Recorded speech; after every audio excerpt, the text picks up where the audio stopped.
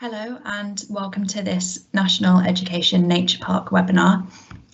Today we'll be telling you a little more about how the Nature Park resources have been created to foster children and young people's well-being through increasing their connection to nature. I am Holly Temple and I'm the Content and Resource Developer for the Communities team at the RHS. I've been working on the development of the Nature Park programme's resources from early concepts to writing and developing prototypes and designing and releasing them for education settings all over England to use. Prior to joining the RHS and the Nature Park programme, I have a background as a graphic designer working on socially engaged and creative projects around environment, community and food. We're also fortunate to be joined by Rachel Musson. Rachel is the founding director of ThoughtBox Education, a community interest company supporting over 5,000 educators worldwide with programmes to support a culture of triple well-being in schools. ThoughtBox Education have also contributed some resources to the Nature Park programme.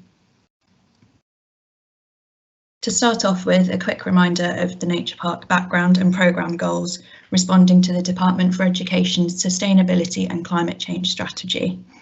The UK is one of the most nature depleted countries on Earth. The 2016 State of Nature report showed that since the 1970s, 41% of all UK species surveyed had declined. The latest 2023 update shows continuing decline, with 16% of species threatened with extinction. The Dasgupta review argues that we have failed to engage with nature sustainably and calls for an urgent transformation of our systems, particularly education. The UK also has a green skills shortage, yet roles requiring green skills are increasing.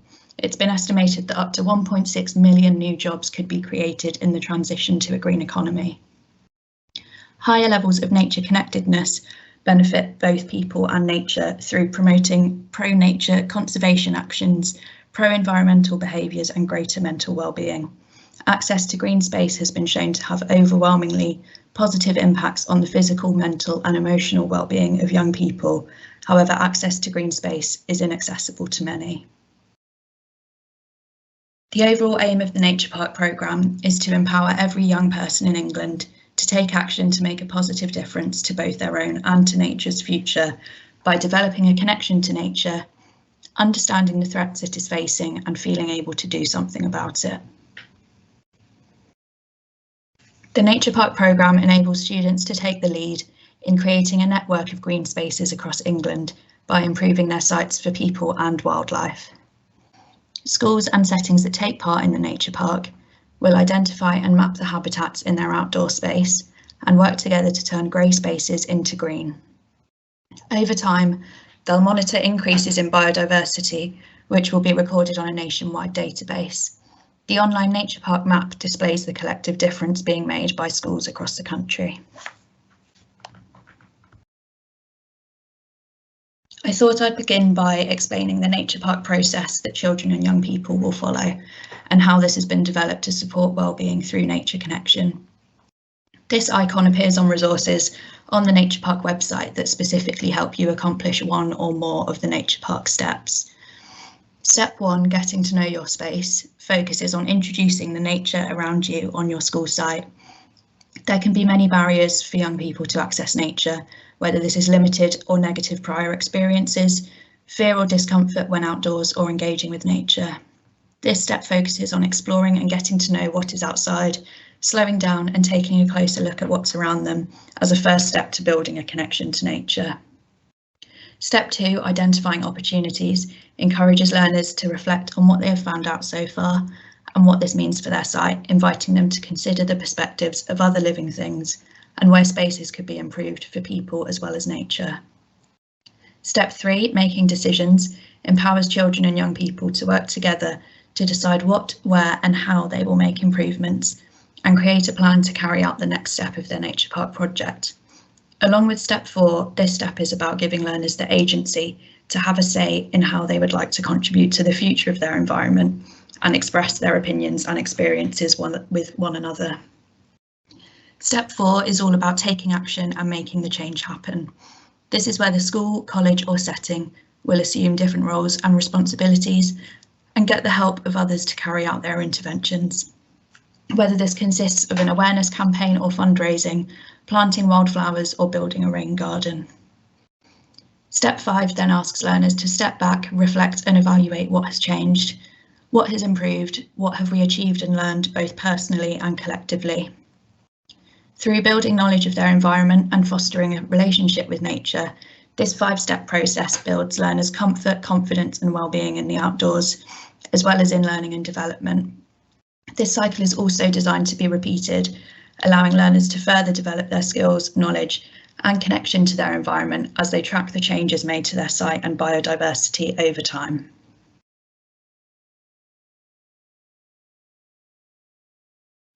Throughout the development of the programme, we've created a process of developing engagement resources that put children and young people's experience at the centre.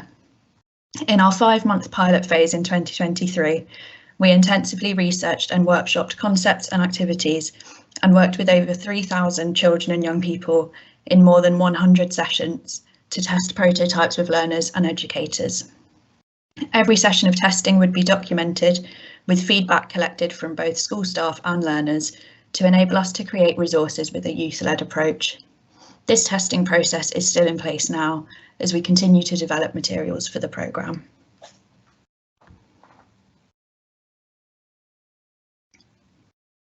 The engagement resources created for the programme are also underpinned by a set of design principles that ensure these resources are meaningful, thoughtful and effective. All activities in the Nature Park programme are designed to be collaborative and non-competitive. Resources have the ability to be personalised and localised for different settings and environments to make them inclusive and accessible. Another design principle is it's okay not to know. Young people and teachers can learn together and from each other.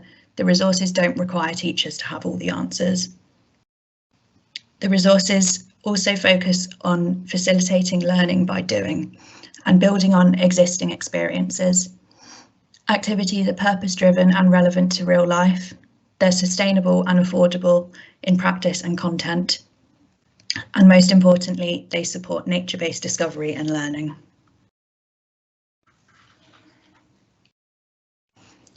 It's also important to consider the different ways that we can connect to nature and how these in turn have a positive impact on well-being. The 5 pathways to nature connection feature throughout Nature Park resources to encourage learners to experience nature in emotional and meaningful ways. The first pathway is contact, exploring and engaging with nature through the senses. This pathway can be explored through alternative exploratory mapping activities on the Nature Park website, such as sound mapping or texture mapping. Beauty, appreciating the beauty of nature or connecting through the arts. Creative activities such as creative responses to a place and colour collecting encourage learners to explore nature through artistic exercises or writing. Meaning, thinking about the meaning and signs of nature. The Hidden Nature Challenge, which invites learners to find unusual or interesting signs of nature on their school site, is a great starting point for considering this. Emotion, finding an emotional bond with nature. Activities such as write a poem or write a vision statement encourage learners to reflect on their feelings about nature and share this with others. And compassion, thinking about what you could do for nature. Our points of view activity encourages empathy for living things, while ideas for improvement and our project planning resources will help you work together to plan what action you will take. An integral element of the Nature Park is empowering children and young people to voice their opinions and experiences in, about and for nature. Many of our activities feature a reflection question to explore with learners at the end of an activity that encourages them to think about their own experiences, as well as consider the perspectives of other living things.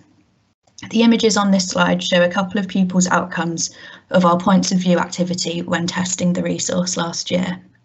This activity asks learners to put themselves in the position of an animal or element of wildlife and think about how they experience their outdoor space. What can they see, hear and eat? How do they feel? What do they like or dislike? You can see here that both of these children thought about how the animals might experience and feel in their habitat. Our Nature Park guide on capturing impact also provides guidance and ideas on facilitating reflection, discussion and journaling so that learners can document their experiences throughout the programme. The Nature Park programme also enables children and young people to contribute towards decision making and voice how they feel about their environment, how they'd like it to change and what they want to do to achieve that. When it comes to planning how you'll make changes to your site, we encourage educators to involve learners in decision making and justifying their choices. Our Write a Vision Statement activity is a great introduction to this. You can use this activity to write a collective vision statement with your group, taking on board how you all want your space to be in the future and using it to guide your nature park journey. Ideas for Improvement is a resource designed to familiarise learners with the different possible actions they could take in their school or setting, depending on the challenges or opportunities of your space. It invites learners to consider different factors to inform decision making and encourage empathy for other people and nature. Our project planning guidance contains ideas and resources to help you involve young people in creating a project plan, including their roles and responsibilities, goals and first steps, what help might be needed and what information needs to be found out. I thought I would finish up here by sharing some of the creative ideas for improvement that children and young people designed last year when we tested this activity. I hope this has provided an insight into the way the Nature Park resources have been developed to foster young people's connection to nature and well-being, and the varying experiences and perspectives young people may have as they engage with the programme. I'll now pass over to Rachel, who's going to talk through the relationship between well-being and nature in more detail. Thank you, Holly. Welcome everyone who's here live and welcome those who are watching on catch up. I've been scribbling notes as well, Holly, so I'm going to actually reflect on some of the things that you've shared. But really, I'm going to just invite us, if you're happy, to step back a little moment from education, step back a little moment from the Climate and Nature Park and just reflect on the idea of well-being being an integral part to the climate and nature crisis that we're in. And one of the things that we've been spending many years on at ThoughtBox, along with friends right across the world, is really understanding some of the root causes of the crises that we're in, the nested crises that we're in particular looking at the climate crisis and nature crisis that's happening right across the world. And the research that we've been doing with many others really points to this idea that the climate and nature crisis is a relationship crisis. And actually what's happened over time, in particular in modern human history, is that we've disconnected our relationship from being part of nature and from having healthy relationships with ourselves, with each other and with the planet. And as such, we're now seeing the symptoms of this right across the world. So I make no apology of the fact that when the word well-being comes up, there is an impossibility to take that word well-being away from ourselves and to take it away from nature and society being part of the same solution. One of the core qualities that we're going to explore just for the next 10 minutes is this invitation into seeing well-being as holistic. And there are very many reasons why being in nature and connected to nature is supporting our own well-being, and I'm going to look at that with you in a second. But even more than that, I want to sort of really reflect for a moment on this invitation into triple well-being. Because triple well-being teaches us that healthy people and a healthy planet go hand in hand. We cannot be well if our planet is sick. Neither can we be supported in our own well-being. Neither can we support the well-being of the planet if we're not emotionally well. And we know that hand in hand with our climate crisis, we actually have a mental health pandemic sweeping the country, sweeping the world, in fact. And so there's a real chance for educators, for schools to bring mental health and well-being and climate and nature connection together. And fortuitously, one will naturally support and influence and energize the other. Now, there's a quote on the screen that I just wanted to take a moment to look at with you. I think it's a really beautiful quote, and actually I can't quite see the whole quote to read it out, so I might have to just move my screen a little bit. The quote says that we care for what we love what we know, we truly know what we experience, and if we do not know our place, know it in more than just a passing cursory way, know it intimately and personally, then we're destined to use it and abuse it. And there's many different iterations of this quote that really help us to understand that we care for what we love, but we don't know, if we don't know something, we won't love and care for it. And so the more that we're supporting young people to be out in nature and connecting with nature, the more they're going to be inspired and influenced to want to care and protect for it. And that's just the same for us adults as well. If we can move to the next slide, that'd be wonderful. So one of the reflections really to sort of bring into the conversation is, why is being in nature so good for us? And I've put us being people and planet. Being in nature is actually good for us humans, and being in nature is good for the planet as well, if we're connecting to it more, because we're more likely to care for it. The first invitation is to recognise the role that we play in regenerating our ecosystems, and so much of the work that's happening in the Nature Park project is to encourage our green spaces around our school communities to be rewilded and regenerated, and to have children and teachers going out into these spaces and connecting with nature. So firstly, recognising that being in nature allows us to be acting as stewards and to really support the regeneration of nature, because to be honest, it doesn't necessarily need us to do things often, it just needs us to let it be. And I think we can see that lockdown was such an important example of that. When all the humans got off the streets, the natural systems and the natural places just started to bloom again. So when we're thinking about stewardship, some of the work and the resources in the Climate and Nature Park really help young people to think about how they can act as allies to the rest of the natural world. And I loved what Holly's just shared with those examples of children writing as though they are a worm or a squirrel, and really empathically connecting with the felt experience of what these beings will need for them to be well. Recognising that the well-being of nature and the well-being of ourselves go hand in hand. But more excitedly is the recognition that we're now seeing the intricate connection with our personal well-being and being out in nature. And if you just click the next slide button, there should be a little image that comes up. Here we go. I'm going to just put my scientist hat on. I'm an English teacher, so forgive me if I have to read my notes carefully for this one. And I'm going to just dance for a moment into some neuroscience. Now, what is incredibly exciting right now is that being in nature is being prescribed on the NHS. It's been part of holistic medicine for eons right across the world, especially in ancient cultures. But we're now seeing in our own country, in the UK, that being in nature, going for forest bathing, just spending time outside, is now being prescribed by doctors to support anxiety, depression, overwhelm, various spectrums of mental health illness. But more excitedly is all of the research coming out as to why being in nature is so good for us. And we now have, there's some fascinating reports that I can share if it's of interest to people, that show that being in nature is helping to increase our memory, our creativity, our cognition, our levels of compassion. There's beautiful research showing that the chemicals released in leaves through photosynthesis are actually chemicals that make us feel good, that are going into our body through oxytocin, serotonin, and actually increasing our happy hormones.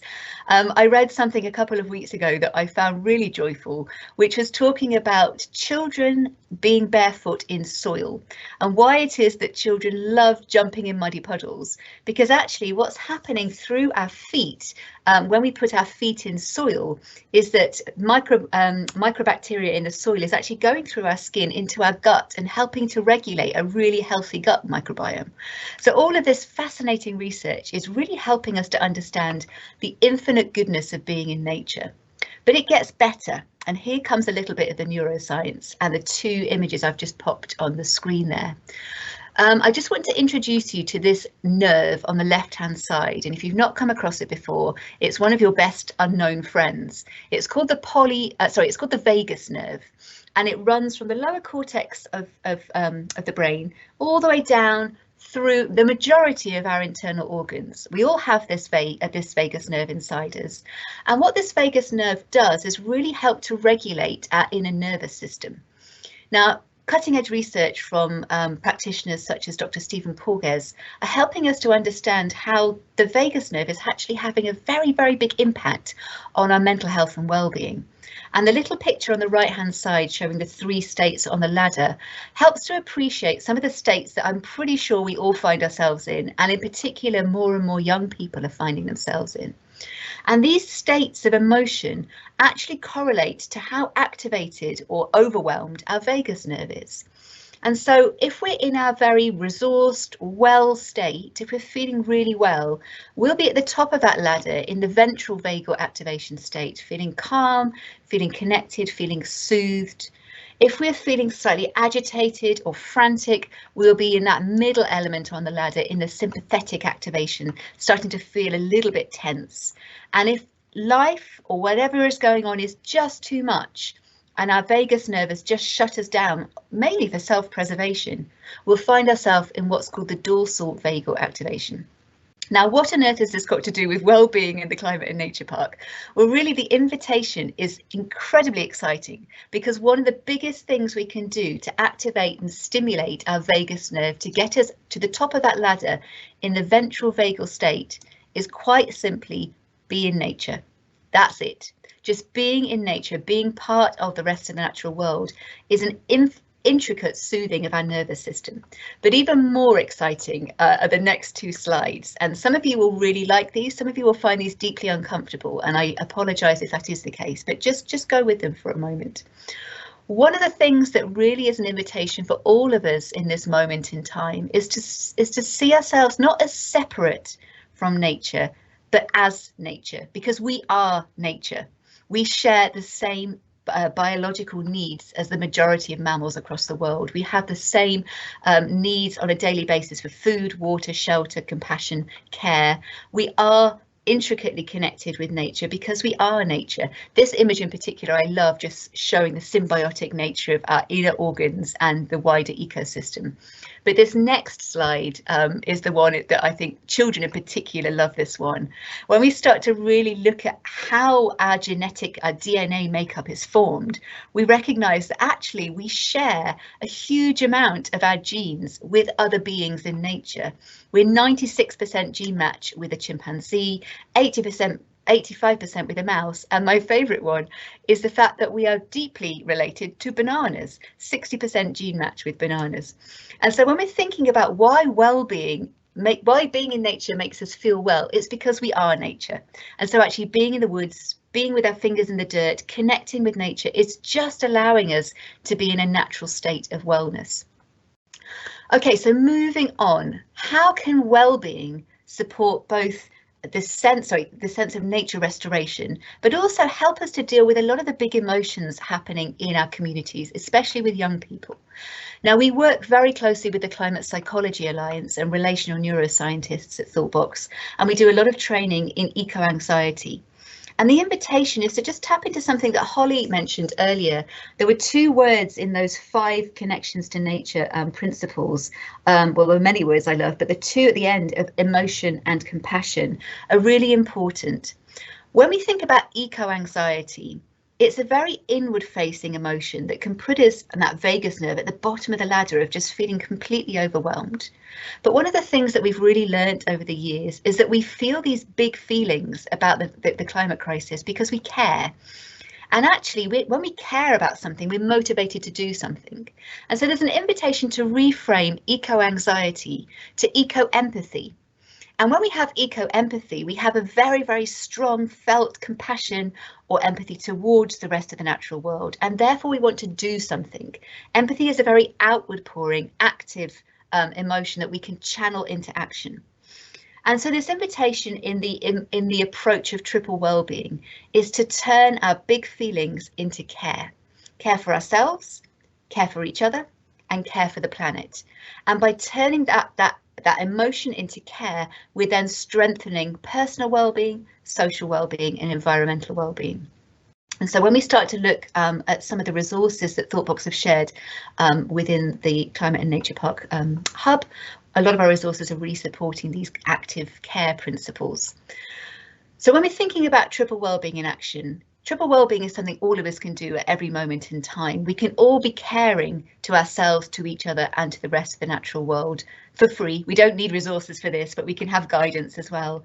But recognising that actually what's good for the planet is good for ourselves, and that healthy people and a healthy planet go hand in hand, are so very vital to really supporting both educators and young people to see how much can be done to really help regenerate and rewild our planets and our communities. So just a couple of shares to finish of some of the resources that we have on offer that you can tap into if it feels supportive. We have a very extensive Triple Wellbeing curriculum with discussion-based, inquiry-based lessons for 5 to 18-year-olds to really explore some of the things that we've just looked at today, to put ideas into action through self-care, people care and earth care. And there are quite a few of those lessons up on the hub resources. We have coming at the end of next month our Triple Wellbeing practice cards, which are daily practices to be boosting personal, social and environmental well-being. Just tips of getting out in nature and really connecting to the rest of the natural world. And we've just launched yesterday, I'm sharing this on here if it's of interest, a 1-year Triple Wellbeing practitioner programme for educators to come and really immerse in Triple Wellbeing practice in their own lives and their learning communities. And really, I just want to end with this quote, if I may, from Adrienne Marie Brown, who talks about the importance of practicing.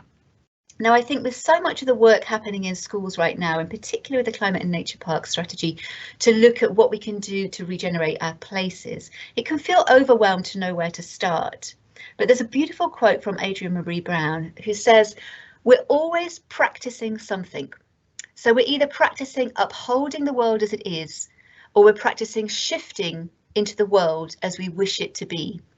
And I find that quote really energizing, in particular when we work with schools and young people, to know that how we show up and the habits that we have are actually helping to form the world that we want to be living in. And so whether it's very small or very large, whether it's empathizing with a worm or digging up a school garden, the practices that we have on a daily basis are all supporting a culture of well-being for people and planet. Okay, I think I'll pause there. Thank you so much to everyone for joining us today, and thank you to Rachel for joining us. You can catch up on past webinars via the link in the chat, and we look forward to seeing you at the next one, which will be posted on the webinar page of the Nature Park website. Thank you.